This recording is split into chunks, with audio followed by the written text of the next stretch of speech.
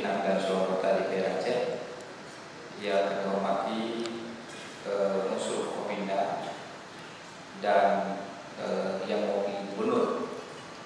Pertama saya ingin menyampaikan, meski ini tanggal 18 Agustus kita melaksanakan sidang paripurna, ada sebaiknya juga kalau untuk pembuka tadi memang telah menyampaikan gubernur memiliki agenda lain, misalnya membuka acara pawai. Setahu kami pawai itu tidak pagi, ya, tidak terlalu pagi. Jadi penyampaian ini adalah kegiatan resmi, menjaga hubungan mitra kedua lembaga antara legislatif dan eksekutif. Sebaiknya surat gubernur hadir, tidak sampai diwakili oleh asisten. Ya, terkesan memang di sini tidak bisa kampanye, tapi kalau pawai di sana mungkin bisa kampanye. Itu. Kemudian berkenaan dengan peringatan hari ulang tahun kemerdekaan Republik Indonesia, saya atas nama warga Aceh dalam bingkai Negara Kesatuan Republik Indonesia ingin menyampaikan bahwa dalam tata kelola rancangan anggaran RAPBA tahun depan, pemerintah Aceh perlu untuk memperhatikan kawasan-kawasan perbatasan dan pedalaman di seluruh kawasan Aceh Selatan dan kawasan-kawasan pedalaman lain. Mereka tidak merasakan adanya listrik. Bagaimana infrastruktur jalan, air bersih? Mereka masih hidup di hutan-hutan, sementara kita hidup di dalam gedung ber-AC, memiliki listrik, kendaraan yang bisa meluncur dengan kecepatan tinggi, tapi mereka tidak bisa melakukan itu semua. Ini perlu diperhatikan oleh pemerintah Aceh, sehingga Bapeda beserta tim Tapan dalam menyusun roadmap pembangunan Aceh harus terfokus dan terpola. Jika sekolah dari unsur dinas pendidikan dibangun di kawasan perkotaan, bagaimana dengan sekolah di kawasan pedalaman? Mereka tidak memiliki kursi dan meja belajar sama sekali. Guru-guru mereka tidak gaji-gaji. Bagaimana dengan indeks prestasi yang disampaikan dalam setiap pariwara oleh dinas pendidikan bahwa mereka memiliki indeks prestasinya gemilang? Ternyata di lapangan tidak sama sekali. Kemudian bertepatan dengan peringatan Memorandum of Understanding, perjanjian damai antara Republik Indonesia dan Gerakan Aceh Merdeka, perlu saya sampaikan kembali. Di dalam paripurna sebelumnya saya sudah menyampaikan kenapa pemerintah Aceh yang saat ini juga dijabat oleh Menteri Luar Negeri Gerakan Aceh Merdeka, Dr. J. Abdullah, ya, Dr. J. Abdullah tidak memprioritaskan salah satu nama yang terlibat penting dalam perjanjian damai ini, yaitu almarhum Paduka Tengku Hasan Muhammad Dikiro. Dalam buku muatan lokal pendidikan di Aceh, atau nama beliau sama sekali setelah damai ini tenggelam, tidak diselamatkan oleh pemerintah Aceh yang dinamai sendiri oleh Menteri Luar Negeri Tega.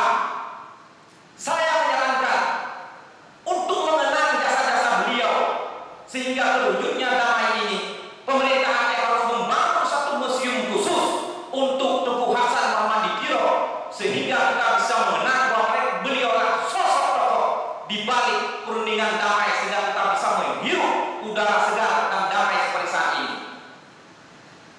Kemudian pemerintah Aceh yang terhormat, kami anggota DPR Aceh telah melaksanakan masa reses pertama dan